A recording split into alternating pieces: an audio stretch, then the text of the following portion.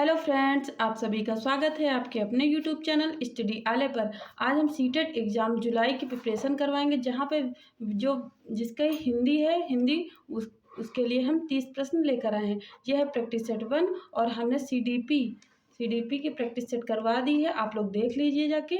यहाँ आज हम 30 प्रश्न कवर करेंगे। 30 प्रश्नों की एमसीक्यू जो आपके एग्ज़ाम के लिए बहुत ही इंपॉर्टेंट है।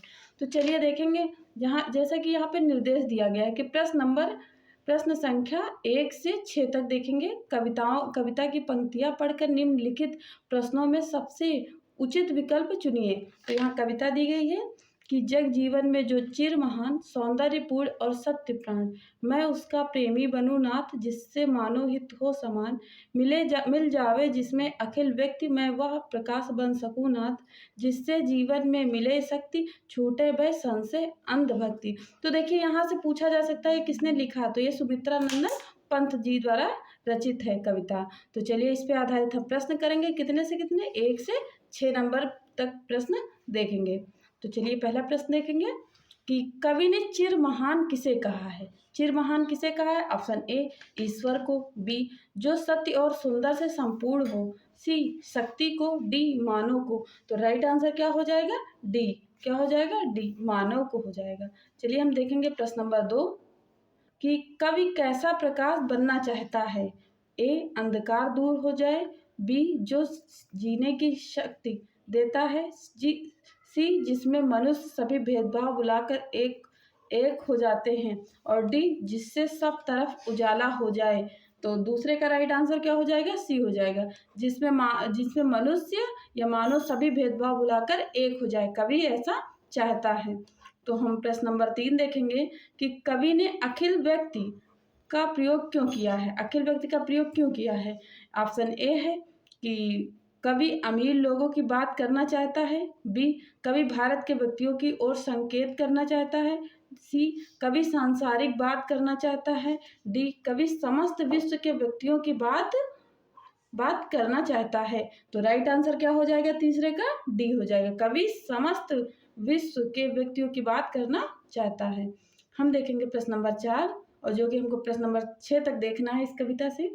यहाँ है कि कविता के किस अंश में तर्कहीन आस्था का उल्लेख हुआ है कि मिल जावे जिसमें अखिल व्यक्ति, मैं वह प्रकाश बन सकूं नाथ, या जिसमें मानव हित हो समान, और डी क्या है? छूटे भय संशय अंधभक्त।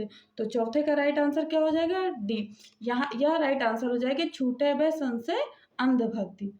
चलिए हम प्रश्न नंबर 5 देखेंगे कि कवि ने कविता की पंक्तियों के अंत में विस्मयाधिक बोधक चिन्ह क्यों प्रयोग किया है। कि ए कवि अपनी इच्छा प्रकट कर रहा है, बी इससे कविता का सौंदर्य बढ़ता है, सी पूर्ण विराम की लीक से हटने के लिए, डी कविता को तुकांत बनाने के लिए। तो पांचवे का राइट आंसर क्या हो जाएगा? ए कवि अपनी इच्छा प्रकट कर रहा है। कवि क्या कर रहा है? अपनी इच्छा प्रकट कर रहा है। तो चलिए हम प्रश्न नंबर 6 देखेंगे कि कवि का मूल भाव क्या है। कवि का मूल भाव क्या हो जाएगा? कि अमरदान की प्राप्ति, विश्व परिवार की भावना, सत्य की प्राप्ति, या कल्याण। तो छठे का राइट आंसर हो जाएगा डी कल्याण। क्या हो जाएगा? कल्याण। कवि क्या चाह रहा है? कवि का मूल भावना क्या? कल्याण करना। अब हम यहाँ देखेंगे, निर्देश फिर दिया गया है कि प्रश्न संख्या 7 से 15 तक गद्यांश को पढ़कर निम्नलिखित प्रश्नों में सबसे उचित विकल्प चुनिए। तो चलिए गद्यांश, जैसा कि एग्जाम में आते हैं गद्यांश, तो हम लोग पढ़ना स्टार्ट करते हैं कि मैं जिस घर में रहती थी वह मेरी आदत बहुत सवेरे उठने की थी।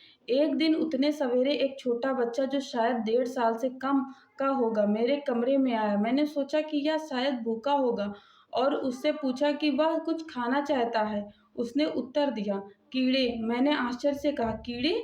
जब उसने देखा कि मेरी समझ में उसकी बात नहीं आ रही है, तो मैंने सहायता की के लिए उसने एक शब्द और जोड़ा, अंडा। मैंने अपने मन में सोचा कि इतने सवेरे कुछ पीना चाहता है क्या, या आखिर कहना क्या चाह रहा है। नेक्स्ट पेज पे देखेंगे आगे की कहानी कि चाह रहा है। उसने फिर कहा, नीना अंडे कीड़े।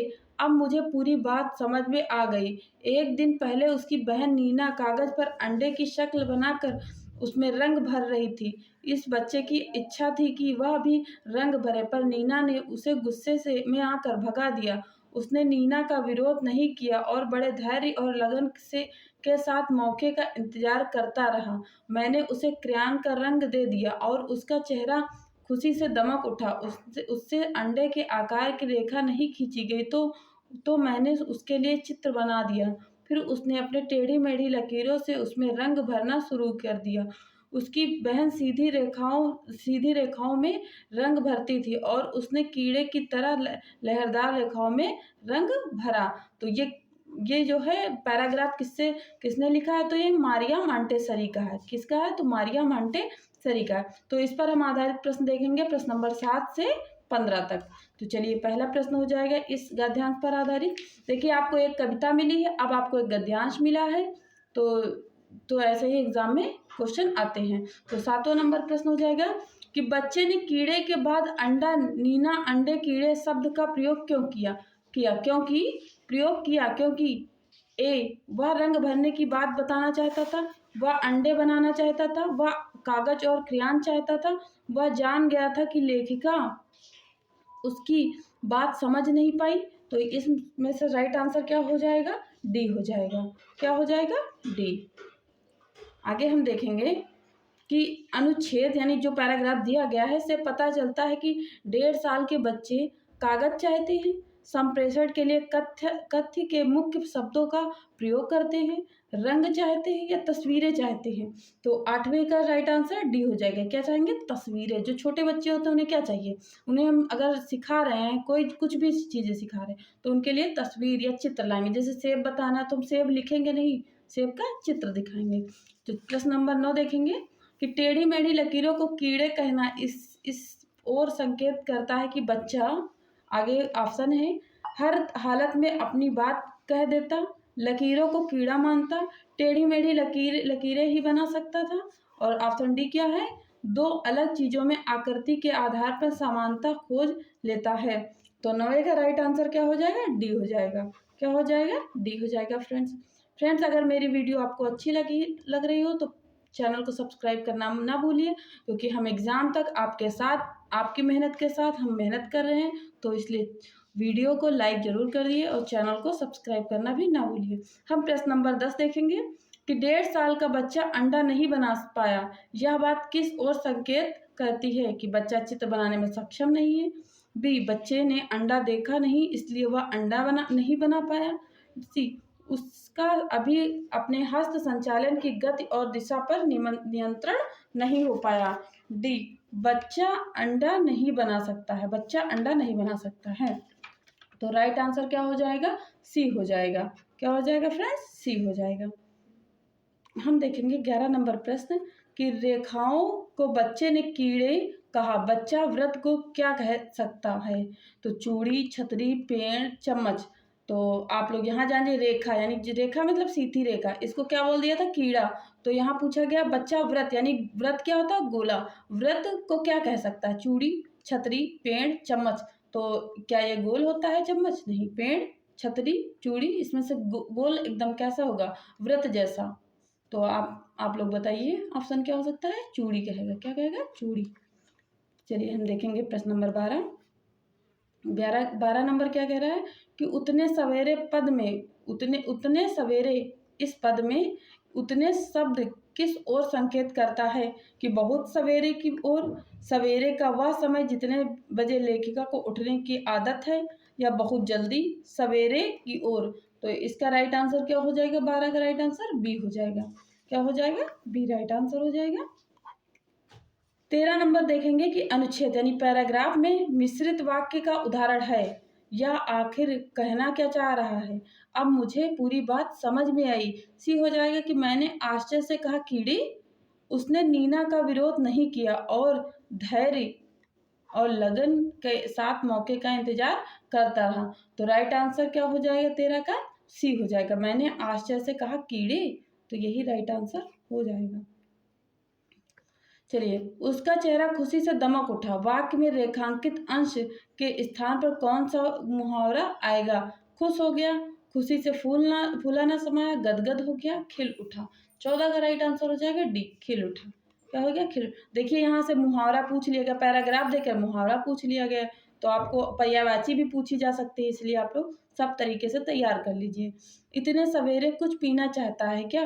वाक्य में कुछ शब्द है प्रश्नवाचक सर्वनाम, अनिश्चयवाचक सर्वनाम, निश्चयवाचक सर्वनाम, अनिश्चय संख्यावाचक सर्वनाम। तो 15 का राइट आंसर क्या हो जाएगा? बी हो जाएगा। देखिए हमने हिंदी व्याकरण की क्लास कर रखी है, आप वहाँ हम टाइप वाइज किए हैं, आप लोग देख लीजिए जाके सारा टाइप, तो आपको ज़्यादा आसानी पड़ेगी। तो चलिए हम जैसा कि हमने बताया था 15 नंबर क्वेश्चन से पैराग्राफ में देखेंगे। आगे निर्देश फिर देते हैं कि निम्नलिखित प्रश्नों के उत्तर देने के लिए उसमें उचित विकल्प चुनिए। तो 16 नंबर से और 30 नंबर तक ऐसे प्रश्न चलेंगे।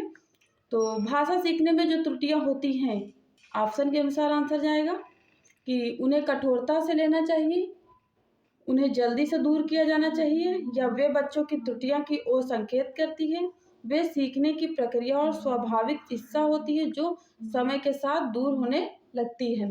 तो 16 का राइट क्या हो जाएगा? डी। क्या हो जाएगा? डी राइट आंसर हो जाएगा। हम देखेंगे 17 नंबर प्रश्न कि पढ़ना कौशल में सबसे ज़्यादा महत्वपूर्ण है।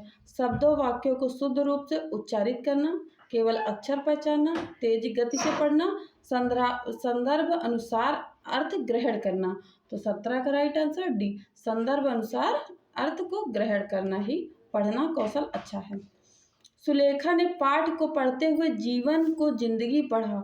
यह इस ओर संकेत करता है कि उसे अक्षरों की पहचान में भ्रम हो जाता है, उसे केवल पठन अभ्यास की बहुत आवश्यकता है, यह सुलेखा ध्यान से नहीं पढ़ती है।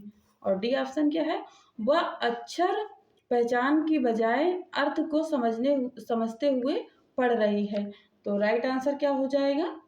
डी, कि वह अक्षर पहचान की बजाय अर्थ को समझते हुए पढ़ रही है, कि उसने जीवन को जिंदगी बोल दिया है। बच्चे भाषा सीखने की क्षमता के साथ पैदा होते हैं, मुख्यतः यह किसका विचार है? अब देखिए यहाँ विचार भी पूछे जा रहे हैं, यानी कि ये किसकी लाइन है, किसका विचार है, किसका कथन है, ऐसे क्वेश्चन पूछे जाएंगे। तो यहाँ देखिए ऑप्शन है एल.एस. वाइगोत्स्की, इवान पेवलोन या नाओम चॉम्स्की, जीन पियाजे। तो 19 का राइट आंसर हो जाएगा सी, नाओम चॉम्स्की। हम नेक्स्ट देखेंगे कि 20 नंबर प्रश्न है, मैंने चाट खाई और फिर मैंने हंसी। शर्मिला का यह भाषा प्रयोग मुख्यतः किस ओर संकेत करता है? व्याकरणिक नियमों के जानकारी न होना, नियमों का अति सामान्यीकरण, भाषा प्रयोग में असावधानी, भाषा की समझ न होना। तो 20 का राइट आंसर डी हो जाएगा। क्या हो जाएगा? भाषा की समझ न होना। लिखित कार्य की किस नंबर प्रश्न क्या है कि लिखित कार्य की जांच में बच्चों की सहायता लेने से ऑप्शन ए केवल पठन कौशल का अभ्यास होता है, बच्चे ज़्यादा गलतियां ढूंढना सीख जाते हैं, या बच्चों को दूसरे के हस्तलिखित सामग्री को पढ़ने का अवसर और अवलोकन क्षमता के विकास का अवसर मिलता है। और डी क्या हो जाएगा? बच्चे दूसरों के विचारों से परिचित होते हैं। तो 21 का राइट आंसर क्या है? सी। क्या हो जाएगा? सी राइट आंसर हो जाएगा। देखेंगे 22 नंबर प्रश्न कि लोकगीत को भाषा की कक्षाओं में स्थान दिया जाना चाहिए क्योंकि लोकगीत को बढ़ावा देना भाषा शिक्षण का मुख्य उद्देश्य है। लोकगीत गाए जा सकते हैं, केवल लोकगीतों के माध्यम से पारंपरिक मूल्यों की शिक्षा दी जा सकती है। और ऑप्शन डी क्या हो जाएगा कि इससे बच्चे सांस्कृतिक विशेषताओं से परिचित होते हैं। तो 22 का राइट आंसर क्या हो जाएगा? डी हो जाएगा। क्या हो जाएगा फ्रेंड्स? डी हो जाएगा। फ्रेंड्स अगर आप नए हो तो वीडियो को सब्सक्राइब कर लीजिए, चैनल को सब्सक्राइब करिए और वीडियो को लाइक करना मत भूलिएगा। प्रश्न नंबर 23 देखेंगे कि पाठ पढ़कर बच्चों से प्रश्न बनवाने से ऑप्शन ए इस बात का पता चलता है कि बच्चे प्रश्नवाचक शब्दों से परिचित हैं या नहीं, और बी शिक्षक को यह जानने का अवसर मिलता है कि बच्चे ने पाठ को कितनी गहराई से समझा है, सी कक्षा कार्य की अच्छी युक्ति पूरी होती है, और डी क्या हो जाएगा कि प्रश्न बनाने की आदत का विकास होता है। तो 23 का राइट आंसर बी हो जाएगा। क्या हो जाएगा फ्रेंड्स? बी हो जाएगा। हम देखेंगे 24 नंबर प्रश्न, किसी भाषा कक्षा में कहानी कथन की आवश्यकता के संदर्भ में कौन सा तर्क उचित है? ए सभी बच्चों के भाषा सुनने का परिवेश मिलता है, बी सभी बच्चों की क्षमता को ध्यान में रखते हुए यह उचित नहीं है, सी बच्चों को शब्द भंडार के विकास के अवसर प्राप्त होते हैं। डी, सभी बच्चों की क्षमता अनुसार कल्पना शक्ति का विकास होता है। तो 24 का राइट आंसर डी हो जाएगा। क्या हो जाएगा? डी राइट आंसर हो जाएगा। 25 नंबर प्रश्न देखेंगे कि एल.एस. वाइगोत्स्की के अनुसार, देखिए यहाँ कभी जो है आपको वो कथन या विचार देकर पूछेगा किसका ये विचार है, और कभी जो है सीधे विचारक का नाम दे देगा और पूछेगा इनके अनुसार क्या सही है। तो चलिए ए देखेंगे कि भाषा चिंतन को निर्धारित करती है। चिंतन भाषा को निर्धारित करती है। देखिए यहाँ थोड़ा सा उल्टा लिखा है, भाषा चिंतन को या चिंतन भाषा को, तो कंफ्यूज नहीं होइएगा। भाषा एवं चिंतन एक दूसरे को स्वतंत्र रूप से विकसित होते हैं। भाषा एक अर्जित योग्यता है। तो 25 का राइट आंसर डी हो जाएगा। क्या हो जाएगा? डी। 26 नंबर प्रश्न देखेंगे कि भाषा शिक्षण के संदर्भ में कौन सा कथन सही नहीं है। तो यहाँ नहीं के बारे में बताया गया है। भाषा अर्जन और भाषा अधिगम में अंतर होता है। बी, भाषा शिक्षण में केवल अभाषाई शुद्धता पर ही अधिक बल रहता है। सी, भाषा सीखने में अन्य विषयों को अध्ययन अध्यापन सहायता होता है।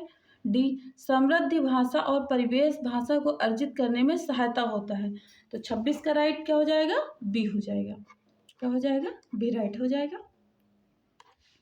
प्रश्न नंबर 27 देखेंगे और हम यहाँ प्रैक्टिस सेट करवा रहे हैं, जहाँ पे आपके 30 प्रश्न टोटल करवाएंगे हिंदी के, जो आपके वैकल्पिक होते हैं सीटेट एग्जाम में। तो हम देखेंगे 27 नंबर प्रश्न कि एक बहुसांस्कृतिक पृष्ठभूमि वाली कक्षा में भाषा सीखने के बारे में कौन सा विचार उचित है। तो इसमें उचित पूछा गया है, कभी कभी पूछ लेंगे उचित नहीं है, तो आपको दोनों चीज़ें ध्यान देकर आंसर देना होगा। ए है अधिकाधिक पुस्तकों का निर्माण किया जाए। भाषा सिखाने के लिए व्याकरणिक नियमों और अधिकाधिक प्रयोग होना चाहिए। सी, भाषा परिवेश का निर्माण किया जाए ताकि भाषा अर्जन की सहज स्थिति बन सके। डी, बच्चों में भाषा सीखने की क्षमता बलपूर्वक विकसित करनी होती है। तो 27 का राइट क्या हो जाएगा? सी हो जाएगा। क्या हो जाएगा? सी राइट आंसर हो जाएगा। चलिए हम देखेंगे 28 नंबर प्रश्न कि स्वालीन विकार यानी आर्टिस्टिक डिसऑर्डर में बच्चा ऑप्शन ए क्या करता है, यानी अपने हाथ पैर हिलाने में कठिनाइयों का अनुभव करता है। सामाजिक अंतःक्रिया और संप्रेषण में कठिनाई का अनुभव करता है। सी, अक्सर खाने से मना कर देता है। डी, अपने ही कार्यों में लीन रहता है। तो क्या हो जाएगा 28 का? बी। क्या हो जाएगा? बी राइट आंसर हो जाएगा। देखेंगे प्रश्न नंबर 29 क्या कह रहा है कि भाषा शिक्षण का संप्रेषण परक उपागम क्या है। तो यहाँ देखेंगे ऑप्शन ए भाषिक संरचनाओं की जानकारी पर बल देता है। संदर्भ में भाषा प्रयोग की कुशलता पर बल देता है। सी, मातृभाषा प्रयोग का निषेध करता है। डी, बोलना कौशल पर बल देता है। तो 29 का बी राइट हो जाएगा। 29 का राइट आंसर बी हो जाएगा। हम देखेंगे इस वीडियो के अंतिम प्रश्न यानी प्रश्न नंबर 30। तो 30 नंबर प्रश्न क्या है कि भाषा शिक्षण की कौन सी विधि मातृभाषा को मध्यस्थ बनाए बिना दूसरी भाषा को सिखाने पर बल देती है। ए, द्विभाषीय विधि। बी, अनुवाद विधि। सी, व्याकरण एवं अनुवाद विधि। डी, प्रत्यक्ष विधि। तो 30 का राइट आंसर डी हो जाएगा। तो फ्रेंड्स, आप सभी को मेरी वीडियो कैसी लगी है? वीडियो को लाइक करना मत भूलिएगा। चैनल को सब्सक्राइब कर लीजिए अगर आप नए हो तो चैनल को सब्सक्राइब कर लिए। और जो भी सीटेट की तैयारी कर रहे हैं, सीटेट की तैयारी करने वाले बच्चे चैनल को सब्सक्राइब करें और अपने फ्रेंडों में शेयर करना भी ना भूलें। वीडियो देखने के लिए thanks for watching. Thank you.